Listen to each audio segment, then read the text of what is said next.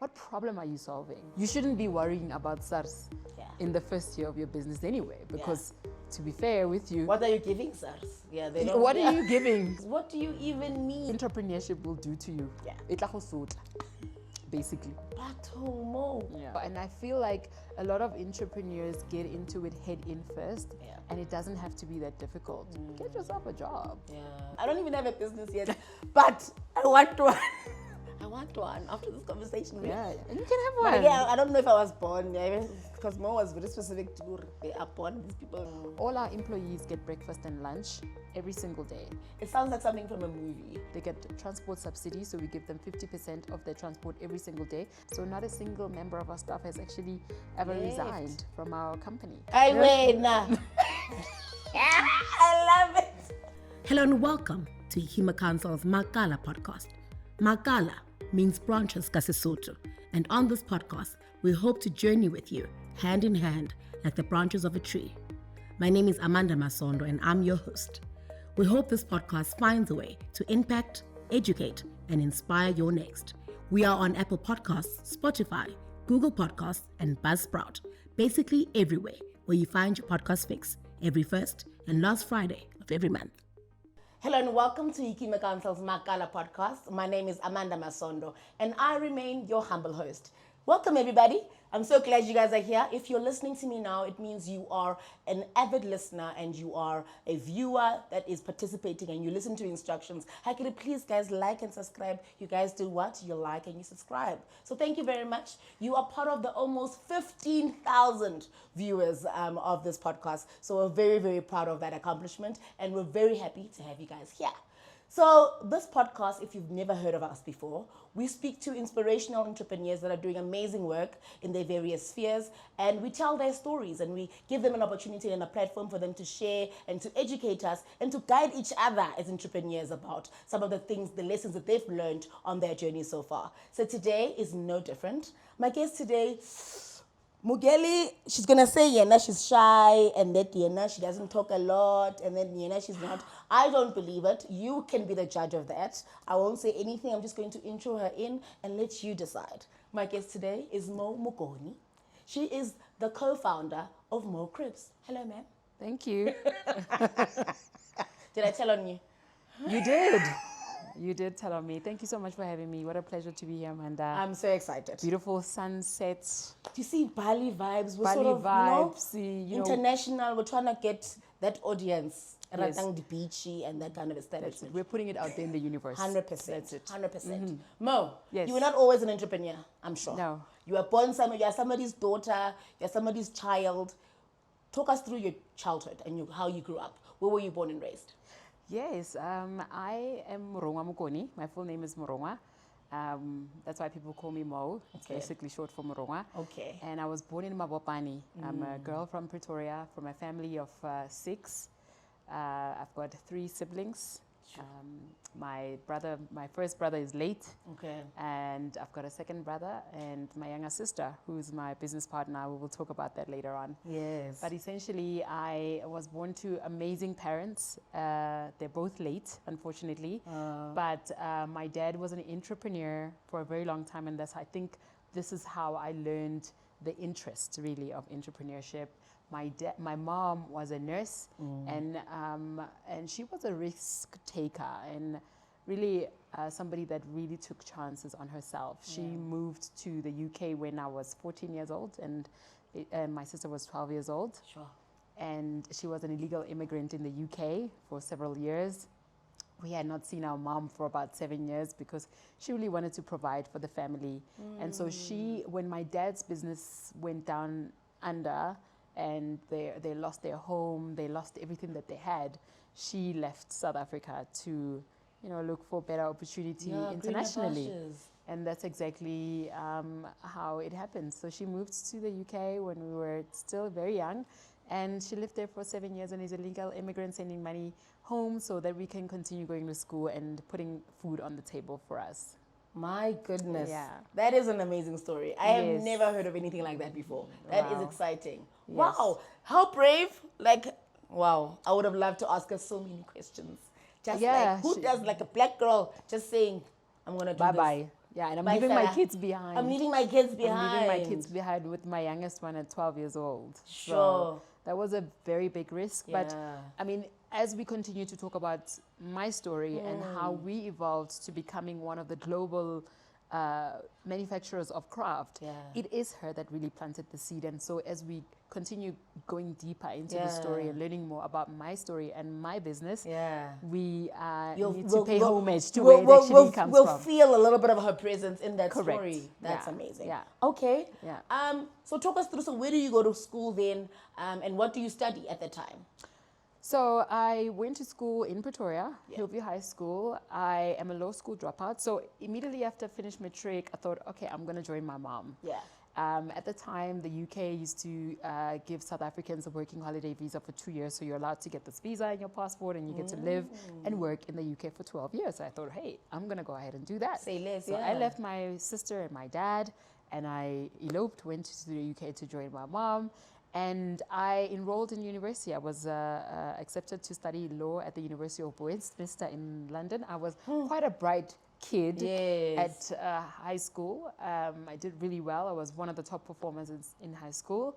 I enrolled myself into university. I had a Japanese roommate. This is where the story now begins of Most Crib. Yes, tell us. And I really hated school. I was like, this is not for me.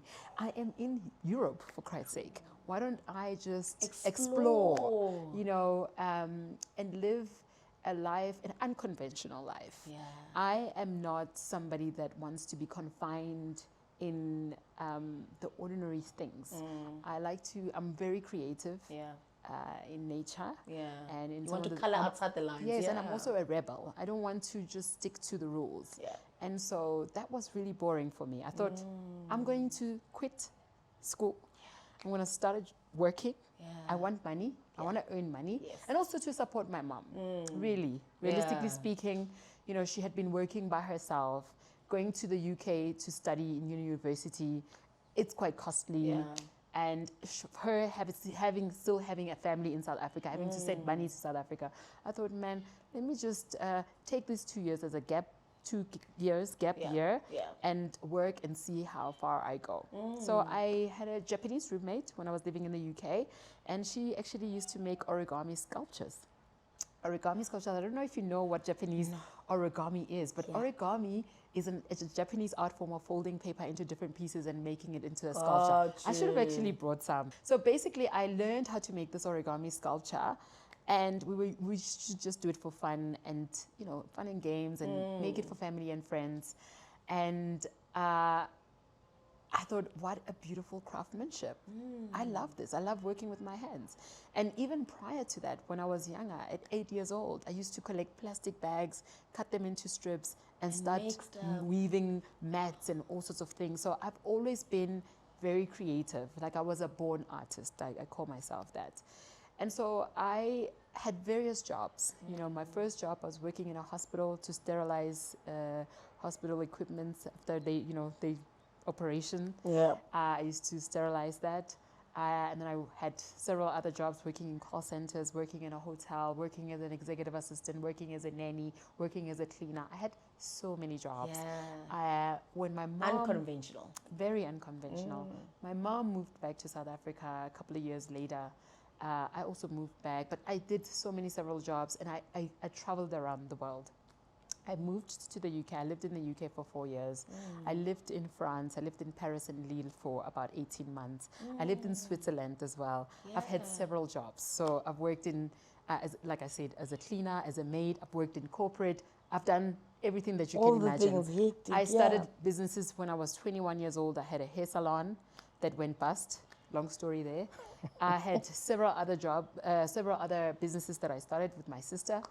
But then, you know, there was a year that my sister, after all this traveling, I came back home when my mom had cancer. So my mom, at some point in time while I was in France, was diagnosed with breast cancer.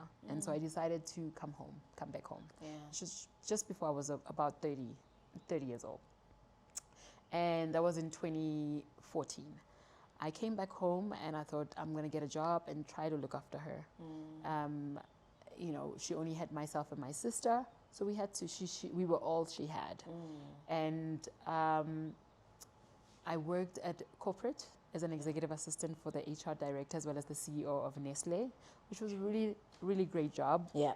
And then one day my sister invited me to a market in Pretoria called Kamers Volgeskenke. Hey, bato. At this market, I saw somebody making roses from paper.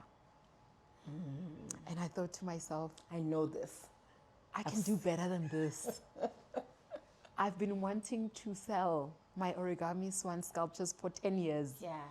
And didn't quite know where to get started, how to get started. And I thought to myself, that day, we went to this market just for cocktail, Instagram, you know, the Instagram life. But now I'm like, no, man, I need to be here. Yeah. As soon as I got home, I started to Google and research on this market.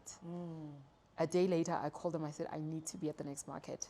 Only to find out that it's such a difficult market to get in, to get into, Okay. to exhibit. You have to send the product, you have to go for an audition, all sorts of things, which took about 6 months overall. And eventually, I was in. Yeah. So 2016, in September, in Kramaville, we had our first show. Yeah. And I had all these origami sculptures that I had been making for several months. And my sister was doing the operation. So my sister was doing the behind the scenes and I was the creative. Yeah. And that's basically how we kind of started Mo's Crib. Yeah. At that market, we were working full time. We were just doing it, you know, for the weekend as a part-time gig. We didn't think anything of it. When the market started, we didn't even think that anybody would be interested to even buy even one. Because you think it's a great idea, but item. you have no idea Yeah. if anyone else We didn't will. even know how much we would price it. As we were driving to the show, like, okay, how much are we going to price this thing? Yeah. Because it was never really about money for us. For me, it was just about showcasing my craftsmanship and sharing this beautiful art that I learned from a Japanese roommate and being the only South African in the world that makes this type of artistry. Yes. We then start at the show, Kamers, we become a hit. To the point where I now had to stay home to actually continue making while my sister is selling. Okay, because so you know you can't go to work because now it's eating up too much of your time. No, we're not going to, like, I can't be there. I can't be at the Yeah. market. I'm at home now. I'm making the product. We end up winning the product of the market. And two things emerged at that market. One was that this is a non-invasive material to the environment. It's paper, so we were upcycling. This is how we learned about sustainable product offering. The second thing that we learned was that this product is practical. Yeah. You know, people could use it as a planter. People could use it to put their keys inside as a decor piece Yes. for your home. Yeah. And essentially, that's how Mo's Crib came about. Yeah. My goodness, Mo, that is a beautiful story. Do you see me? I'm standing. And you speechless mean. And you said Nkrumah, but speechless. That is, do you know, I heard you tell your story before, but I'm still, it feels like I'm hearing for the first time. And some of these nuggets are definitely new. Wow. That is amazing. That is amazing. Okay, Thank but you. let's go back a little bit. Yeah. Obviously, you explained that you were very set on living your life unconventionally. Yeah. And you wanted to break all the rules. My mother would have had a heart attack if you were a child. What do you even mean? You're taking a... Also, what is a gap year in black language? Just someone, if they can type the... Just translate. See, gap year is what? Kasizulu. It's an opportunity to find yourself. Kasizulu. Kasizulu. Sure. So I want to understand that obviously this entrepreneurial bug, and I guess that's the difference, because I always ask my guests if their entrepreneurship was anywhere near how they grew up, if they saw it anywhere. And a lot of the stories do come from, my mom had a job, but she was definitely doing other things, 6 other things on the side. She said it wasn't called entrepreneurship at the time. So I'm curious to know if, when you obviously went to varsity to start something and finish it, when do you think the entrepreneurial switch happens for you, where you think, actually, I think I'm an entrepreneur? That switch happened much later in life. I think for me, even with university, like I mentioned, it was almost as if I wanted to help my mother out. I wanted her to have some type of help because my dad had businesses that didn't work out, and she was really the sole provider and the breadwinner. So it wasn't so much intentional for me to quit school. But one thing I know is that I'm a rebel. I go for what feels good for me. I'm not confined by what other people feel. And also, remember, I was coming from an unconventional mom as well. She left South Africa, left her kids, went to the UK, lived as an illegal immigrant, all the wrong signs, you know, like, hello, what are you doing, ma'am? So she was a risk taker, and she was somebody that really allowed her children to kind of like express the versions of themselves without her kind of like altering them for them. And so she really allowed us to live a life that was really authentic to us. And just let it be. You know, she was very supportive in whatever we wanted to do. But I think when I was 21, I knew that entrepreneurship is a way to go for me, but maybe not at this time. Maybe I need to still put in the work, still raise a bit more money, or still get a little bit more experience, you know, but it's something that I knew I was passionate about, and I was definitely called for it. I was about to ask you. I know when you asked it at the end, but I'm going to ask it now. It's always a debate here. Entrepreneurs, are they made or born? They're born. And a lot of people think, and bless everybody else, that's like, I'm going to quit my job and I'm going to be an entrepreneur. Like, I talk about this all the time. Like, you see all the beautiful things, and that's how social media is now, is that we are curating this beautiful lifestyle, the picture of entrepreneurship. I've got time, I've got money, I've got all of this, but people don't actually know how really real it gets, you know, when you owe SARS, when you don't know how you're going to make payroll, when you don't have money to pay your rent, when you know, when you're struggling to get by. And so I feel like you are called for it because you have to have high risk tolerance, and not many people have that in them. Sure. Okay. Let's then talk about the establishment of Mokribs. We know how the journey sort of started in the very beginning. But now, when do you guys decide? When do you and your sisters sit down and say, actually, this could be a thing. Let's register a thing. We registered the business before the market. We knew from that moment that we wanted to do some type of business in the market, selling my craft.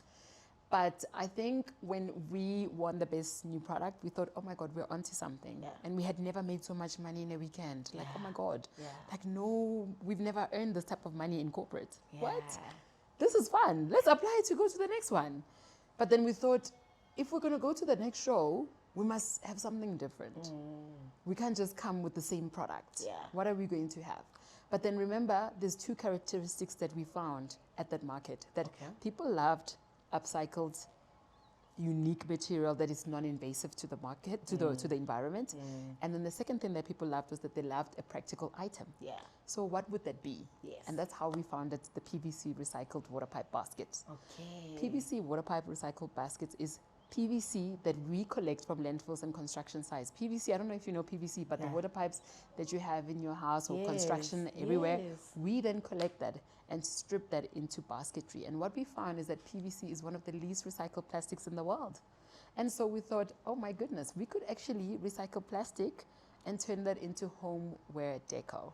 Now, we all have seen baskets. We know baskets even before Moses. Moses was in a basket. But how are we going to differentiate ourselves from our competitors? And that's exactly what we did. We founded a niche in the market, and we thought, okay, let's introduce this new product at the market. And you know, we then had these ones and these baskets that were at the mall, what they're at the market, and were so well received by everybody. At the time, our mom was still alive. And she passed away during the show, at the show, actually. Oh my goodness. I mean, I remember that morning she was so ill, and she was like, I think this is it for me, girls. And myself and my sister had to decide, because we were both going to the market every single day. It's a 5-day market. And I said to her, you're going to go take her to the hospital, and I'll go to the market. And then around 1 o'clock, she comes walking back to the market to say, our mom is gone. But then what do we decide to do? We decided to finish the market that day. It was the last day of that market. And then we, you know, buried our mom the following weekend. And then we decided, you know what, we no longer want to do this. We were so heartbroken from our mom's passing that we decided to just abandon everything and move to Switzerland. That's how we moved to Switzerland. And she went to study at the University of Bern. She studied international trade law, while I worked as an HRBP at Nestle in Vevey, Switzerland. Batomo. Yeah. Chills. What do you even mean? So the company ceases to exist. You pause everything, stop everything. But, somehow, some way, the business follows us. We get invited to a market in France to come and exhibit our products in France. So here we are. She's going to university. I'm going to work. But after work, here I am making the baskets. And then we take a train. We ship everything to France. We take a train to France. And we have a very successful show. At this point in time, we're telling ourselves that maybe this is something that we should consider doing full time. That this is maybe something that we should really, really think of doing. Yeah. And then we decide to give ourselves some time because Miss Shell was still in university. Yeah. We decided to give her until the end of her degree. Yeah. And then we moved back home. So we moved back home in 2019 to pursue the business full time. That's more. Look, I love to hear stories like this because what do you even mean? It sounds like something from a movie. Like, listen, kind of, this is The Bold and the Beautiful or something. No, not even. That is insane. Yeah. First of all, you continue in the fashion of rebels and you're now Switzerland because why not? Because why not? And then you continue to live your lives and you just, I love that. Switzerland for 2 years, yeah. Yeah. Oh my goodness. Your mom did an amazing job of instilling that fearlessness. Yes, because exactly. I think that's the one thing. It is an entrepreneur that you need it in entrepreneurial journey, but it's also something that you just need in life. Entrepreneurs that have sat where you've sat always talk about the bottlenecks or the barriers to entries at the very beginning. Just registering the company, just getting started and putting something together on paper, business plan, all those things. Did you have any challenges with that? No, we didn't have a challenge with that because we didn't overthink it, number one. Yeah. We're not doing this for money.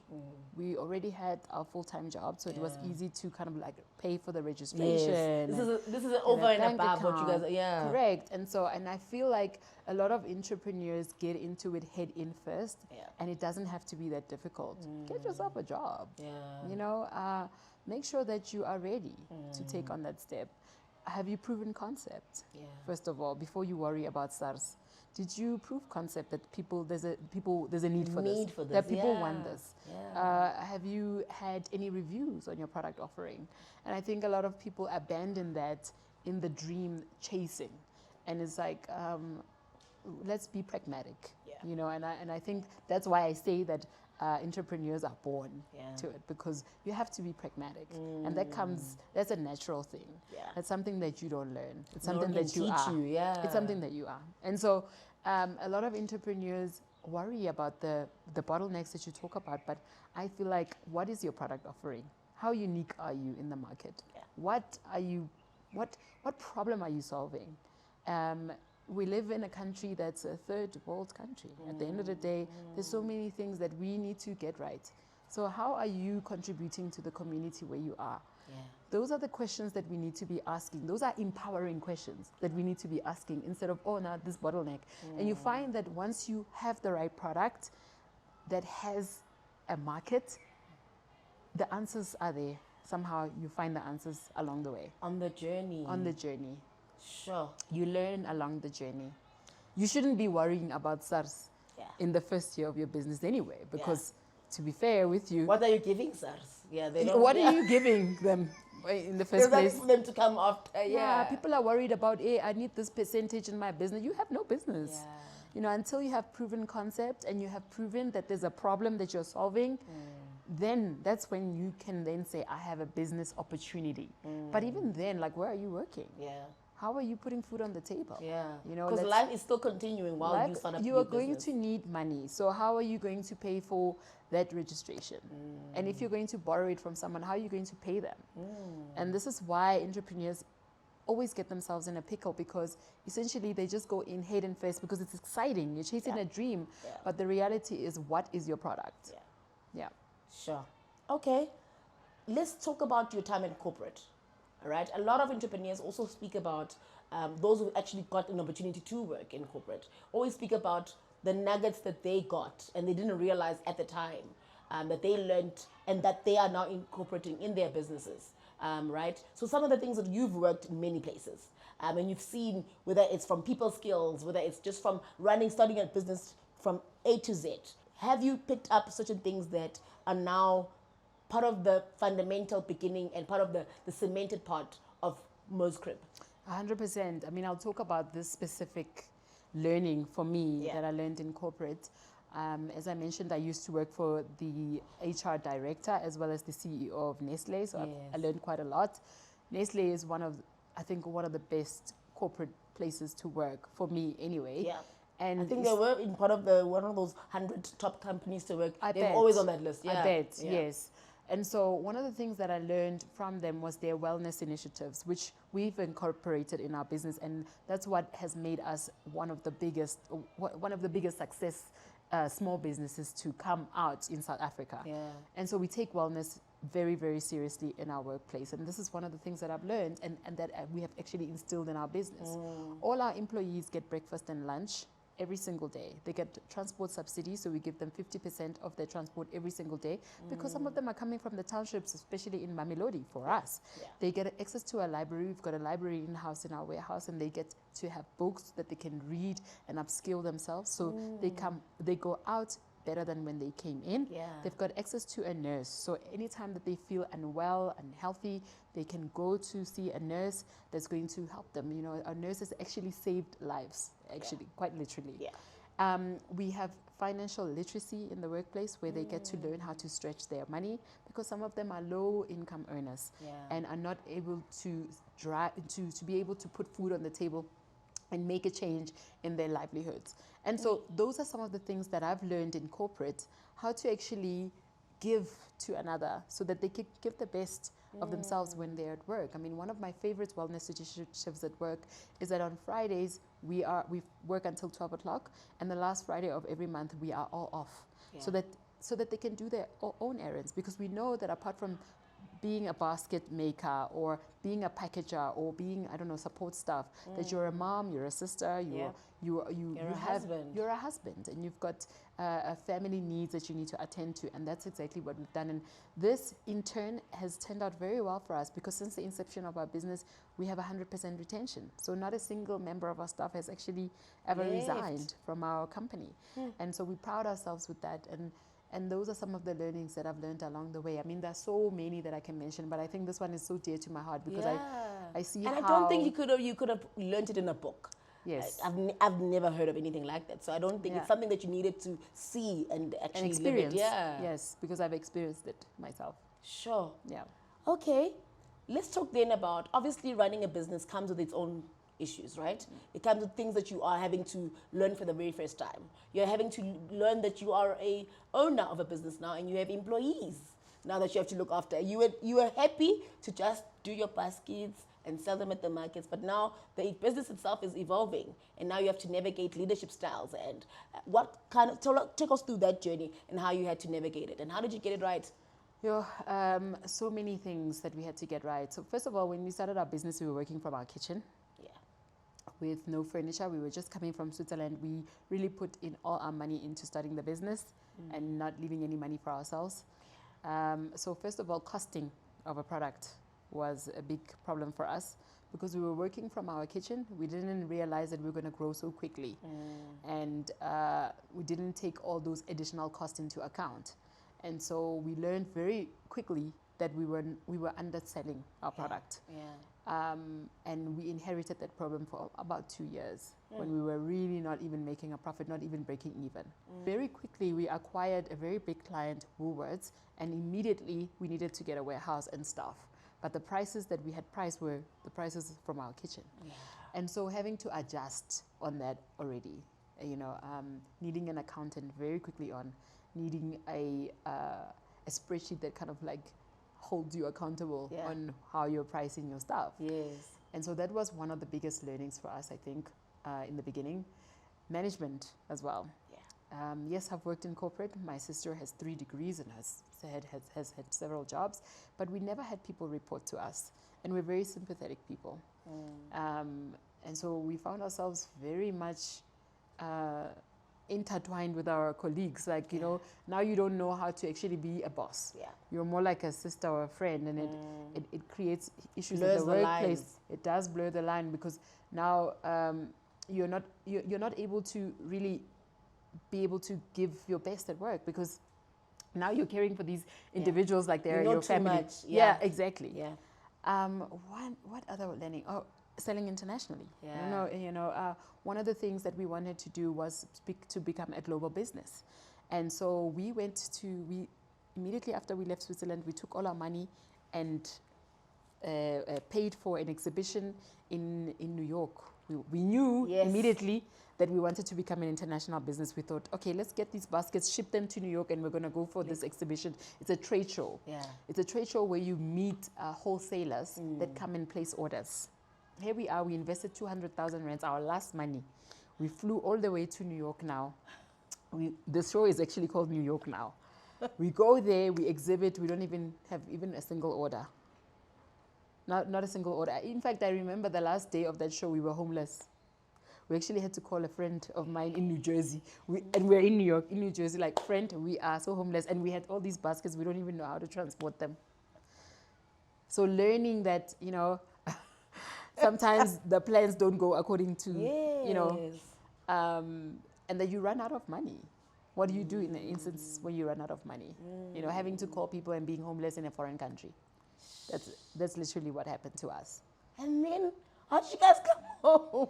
At least we had our flights back. We had returned tickets. Okay. But we had to That's leave. about all. We had to leave our baskets in the middle of nowhere. Yes, because where were we going to keep them? No, we just took the baskets that could fit in the Uber. I wonder where those baskets are. We left them on the side of the road. Somebody owns a crib basket in jail. From the side of the road for Mahala. That's what entrepreneurship will do to you. Yeah. Itla go sotla, basically. Yeah. Yeah. So, wow. So we come back home, we don't even have a single order. We've paid all that money now. We were even homeless. But one thing, there was one silver lining in all of this. Yeah. We won the best new product at that show in New York. And we were covered on a magazine that was read by Mr. Price Home. Come on. And then Mr. Price Home reaches out to us and says, guys, we saw you won this award in Manhattan. Yeah. Please, can we come and see you? 8 months But later. the product did go New York. Did he mate? Oh my God. Oh, They're lost. We left them on the side of the road. But what a silver lining. That is massive. So many learnings in entrepreneurship. Yeah. You can never know everything. Yeah. And you just have to figure it out as you go. Yeah. You figure out as you go. When you recruit staff, you don't even know the UIF stuff, the SARS, the payee stuff. You know, you kind of figure out as you go along. And thankfully, and I don't think a lot of entrepreneurs know this, about ESD programs, which are offered by private entities. Yes. Your Shell, Old Mutual, SAB. I know I'm mentioning the businesses that have actually helped us. Yeah. You know, there are ESD programs that are available that can equip you to actually put these things in place that really have saved our business because we were very clueless. Sure. Yeah. Mo, I mean, I feel like your business then already jumps and becomes a global entity, becomes this Not global. really. What? My baskets were on the side of the road. That is global. Okay. That Girl, what? Let me tell you something. That is actually how we've had a lady here who runs like I want to say an online art selling kind of business. Yeah. And people now are going to say, I think I've got a Mo crib basket. Can you find out how much it's worth? My sister, please. I'm telling you. We were putting it out there in the universe. 100%. Yeah. My sister, you said you guys started the business to sell at markets. Yeah. And now look at you. You guys are you're manufacturing. Now you are on a global stage. Now you have to talk to serious retailers that have big orders, I'm sure. How is that navigating of the retail sector? A lot of entrepreneurs talk about the navigate. You don't realize the things that you have to learn and know. Then your things on the shelf, but how do you get the best thing to be on the front of the shelf and not the back of the shelf? And then how did you guys navigate that? So when we left our lovely job in Switzerland and came back home, We knew that we wanted to be a global business. That's how we invested all the money to fly to New York. Yeah. We came back home with 0 orders. Yeah. So we had to continue with the markets. Yeah. But we very much quickly learned that the markets are not sustainable for us, because back then they were sustainable because we had a full-time job. Yeah. We had money coming in actually. And that was able to sustain us. And so we thought, how can we then drive income into this business? Because selling Gadi 1-1 is not going to work. Yeah. Selling at a pop-up in the mall and trying to stop people walking from buying their groceries, now you're trying to sell them a basket, it wasn't working. And so we thought, okay, so the next approach would be to contact retailers. Yeah. And we use Google, LinkedIn. Yeah. I know a lot of people, entrepreneurs, forget that the people that actually need their business are online looking for their business. There is a buyer for every specific thing that you're selling. So we looked for the buyers that actually buy storage, homeware, in all these retailers. We started with Builders Warehouse. They responded to our email. We called Woolworths. The Woolworths line. People are like, how did you get into Woolworths? You just call, Google. one. The 021. Cape Town.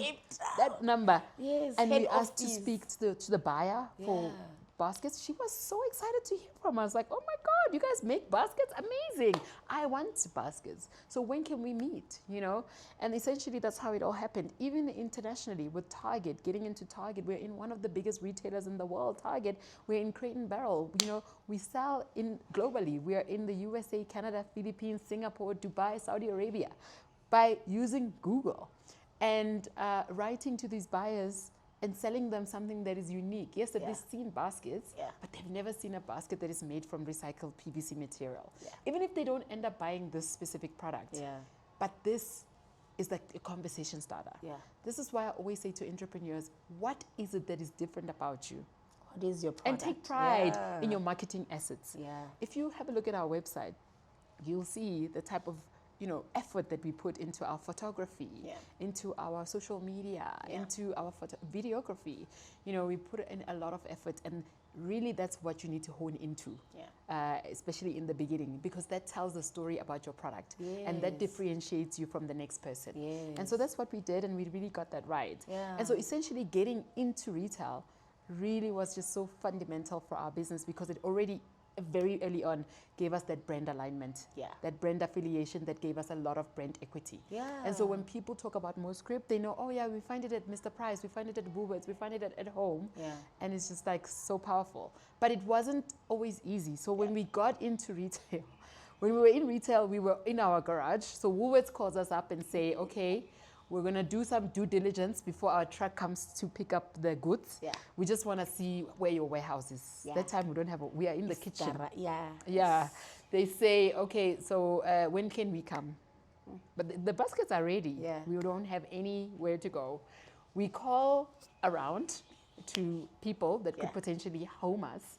And we find our landlord, luckily. We find the where we still are now, 6 years on.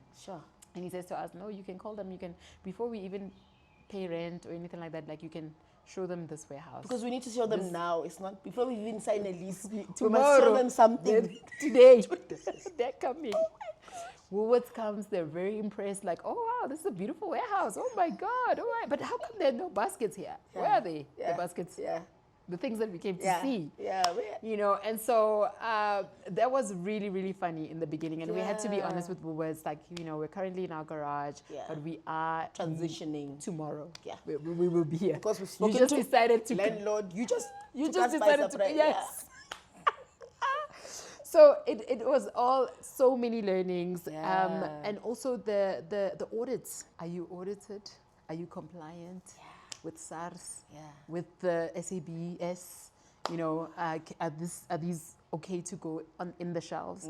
Are they okay to be in someone's home? Have they been fumigated? Particularly because you're using grass, you're using wood. Have you fumigated? There's so many things to learn along the way. But I don't want to put too much pressure on the entrepreneur. No. Focus on your product. Focus on your product. Learn your product. The rest you will learn as you go along. Honestly. It's on the journey. It's on the journey. But I feel like I'm in a masterclass, even myself. I don't even have a business yet, but I want one. I want one after this conversation. And you can have one. But again, I don't know if I was born, because Mo was very specific to they are born. These people, they are not just born. You are that born. Is amazing. Okay, Sure. Guys, how old is Mo now? 6 years. A full 6 years. So you're not even a teenager yet. No, we're so small, we're so tiny. We're so Michael's tiny but baby. mighty. But mighty. Yes, we were really well received. I mean, I think, as I mentioned, if you are able to solve a problem, we have saved 6,000 tons of plastic in the last 6 years. Yeah. That's really, really massive for a small business to be able to accomplish that. Yeah. Not only that, but also be able to create jobs Yeah. for 300 people. We currently recruit 300 people Yeah. and are directly impacting 1,500 lives every single month. And so all of those wins Yeah. really are attractive to the retailer. Yeah. The retailer want to affiliate themselves They want to be associated with that. with yes. brands that are doing things like that. And so essentially we have really been well received, not only by retail, but also now by direct to customer. Not sure if you know our factory sales, which are very, very popular now at our warehouse. Let me tell you, that's the first time so not the first time I met you, but the first time I encountered this brand. I'm on my social media. I'm seeing queues and posts because I'm like, wait, what? Why don't I know about this? I cannot remember. We are DIYers. We like to renovate houses and put pretty things, It's a decor. I said, what is happening? People have been living a life, but somebody sale, and they are aware when the pop-up is, and now I'm on the mailing list. Please get yourself onto the mailing list because it'll change your life. And you know what has driven that? Is the story behind it, and also the brand affiliation. I think one of the things that entrepreneurs also need to learn is how can you then get yourself that brand equity and brand alignment. Yeah. But now with the internet, you don't just need retail. Yeah. You can go directly to the customer, which is what we're doing now. as Yeah. well. Yeah. So if you can align with the customer, even better. Yes. Because then the customer will tell the retailer, Exactly. We want this product. Why don't you have this product? You got it. You got it. My goodness. Social media. You saw us on social media. I really did see you on it's social I had about no social idea I media. could find you on Woolies Yeah. until, of course, then Correct. did a little bit more research. I was just looking Correct. at people carrying the baskets that I like, and I was just like, why don't I have one? Where is this? Why are people queuing for baskets? What's this? What's happening? Yeah. That is amazing. Yeah. Sure. Okay. Let's talk about doing business in South Africa, right? We are a very young democracy. We have lots of little problems here and there. We have Lots of big problems. Water problems, shortage, electricity, power cuts. We have all those things that have really affected entrepreneurs specifically. They call you guys the future employers, but they really the infrastructure of the country is really there's a lot of businesses who talk about being let down, feeling that they've been left down, having to definitely scale up, even when they didn't anticipate to scale up. So how would you describe the doing business in South Africa right now? It's a very volatile market. Yeah. Yeah. People say that if you make it in New York, you can make it anywhere. I say no. If you can make it in South Africa, you can make it anywhere. Yeah. And I'm not throwing any shade to our government, but we are yet to receive even a cent from the government. Yeah. We already recruit 300 people. Yeah. And directly impact 1,500 people, like I said, but the government has not had a chance to look into our business, which is really such a shame. A lot of the support that we've received are mainly from private entities through ESD programs. We started a business as a self-funded business for such a long time before we did get the right financial instruments in our business, which are very stringent and really don't allow the business to actually have wings and fly. If you look at some of the businesses that have really literally made it from South Africa, we're talking about, I don't know if I can mention the brands here, but Field Bar or Form or what's this one, Plateau Coffee. All of these entities are funded by private venture capitalists in Stellenbosch somewhere. Yeah. And they unfortunately are not going to look at somebody with my skin color to give them the type of money and type of funding that I need. It is required, yeah. And it's really unfortunate because I'm yet to see a black child in South Africa that has raised over 50 million rands. Yeah. I'm yet to see it. I've never seen it.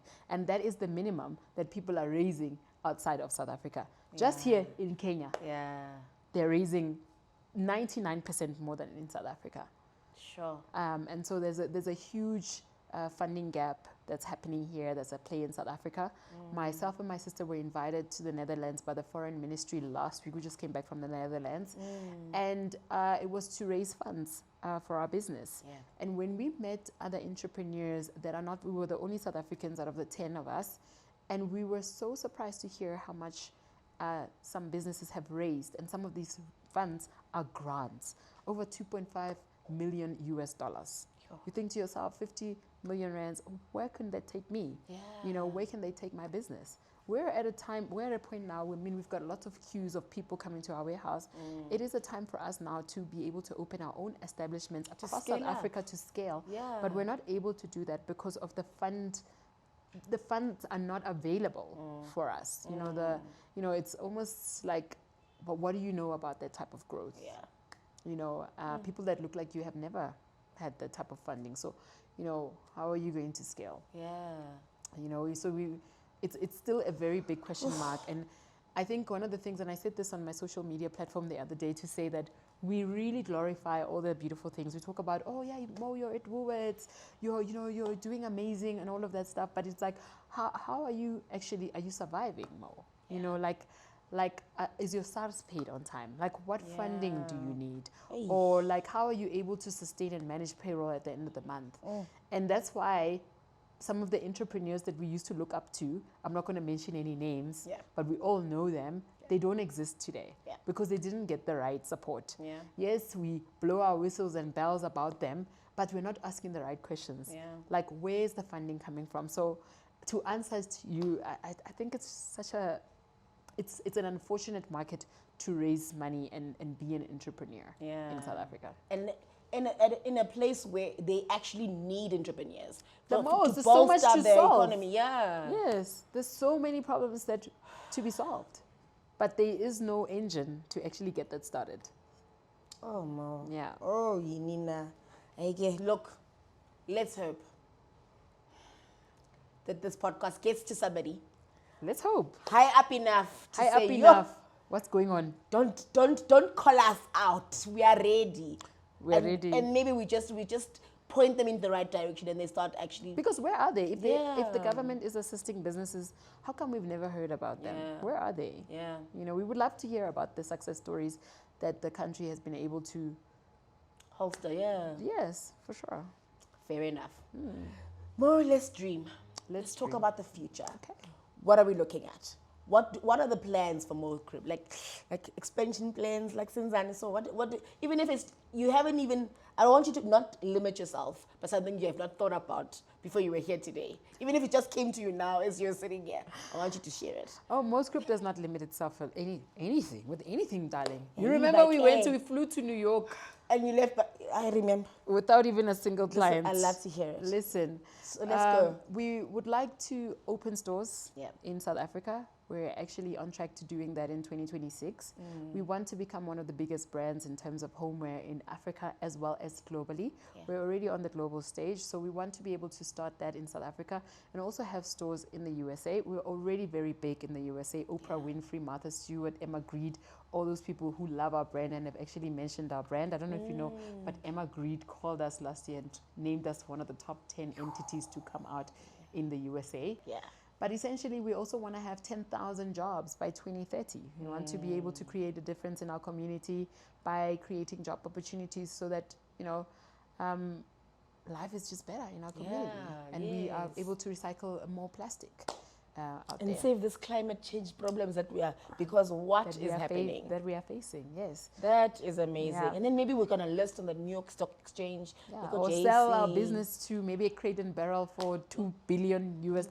Just, the sky is not even the limit. Not at all. So I can be in a yacht somewhere. And I'll call you, Amanda. We'll have some champagne. Please. You'll be there. You'll be there. I want to be able to say, guys, you saw Mo. She was here. And look at her. Global. She'll be signing autographs. And, you know, you get it. Yeah. I am so inspired. Wow. Thank you so your much. story is really just, I know I don't do this. I listen and then I thank the guest and then, but I'm so inspired by your story because it's a story that of just a normal family. You know, people think that you have to have this, some kind of miracle working things where you have to have a silver spoon in your mouth, but it's literally an ordinary story. Someone can actually relate. Someone actually is going to say, how about you? I went to school with Mo. Do you know, because it's someone they know and they've recognized before. Yeah. So amazing stuff. If you can give entrepreneurs 3 tips, saying, guys, these are the 3 things that you need. If you are interested in starting a business, or if you're interested in just taking the leap, maybe you're still in corporate, but you have an idea. At this stage, it's just an idea. These are the 3 things that you need to start with before you even leap. What would those be? Well, first of all, I would say, how is your product different from your competitor? What is your product offering and how unique is it? Yeah. And what problem are you solving? Yeah. And then also, how are you making a contribution to your community? That is very big for me. But I think that in entrepreneurship, you'll get a lot of support, particularly when you are assisting the community in some way, somehow, serving the next person. Yeah. And then I think the third part is that don't overthink it. I think a lot of us are overthinking, the bottlenecks that you find. You are always going to find them. Yeah. Be solution driven more than anything. How can I solve this problem, and how can I get myself out of this instead of complaining about the problem? Yeah. Yeah. Guys, I hope you guys have been writing down notes, because we need a master class and you guys didn't even pay for it. Do you see what I did for you? Don't say I never do nice things for you. Mo, knowing what you know today, would you do any of it again? 100%. Every single one of it. 100%. Even leaving the baskets in New York. I didn't have a choice. I would 100% do it. Yeah. Yes. I wouldn't change to where you are. Yeah. I wouldn't change a thing. I think I'm pretty proud of the journey that we've been able to achieve such greatness, to be one of the biggest exporters of craft in Africa, selling internationally. That is not very small. And so I wouldn't change a single thing. Yeah. Yeah. Congratulations. Thank you. And thank you so much for coming. Thank you so much for having me. I had so much fun. I want you to know you have inspired. I'm not even going to wait for the podcast to come out to tell you that you've already inspired. Thank you. So continue the fantastic work that you're doing. And I hope people go to you. Where can people find you? Tell them all of the places. Yes, people can find us at Woolworths Home, at home, Mr. Price Home. They can also find us nationally, where we do our pop-ups, our factory sale. We're going to Stellenbosch next. Stellenbosch, and then we've got Pretoria coming up. Follow us on our social media at mos.com on Instagram, at moscrib on TikTok, and we're also on LinkedIn, Alice Group, Moscrib. Thank you so much. And if you're international, of course, you can find us at Target, Crate and Barrel, USA, Canada, Philippines, Singapore, UAE. We're all over the place. We also just launched in Costa Rica. Come on. We love to hear it. My goodness. Ladies and gentlemen, Mo. Thank you.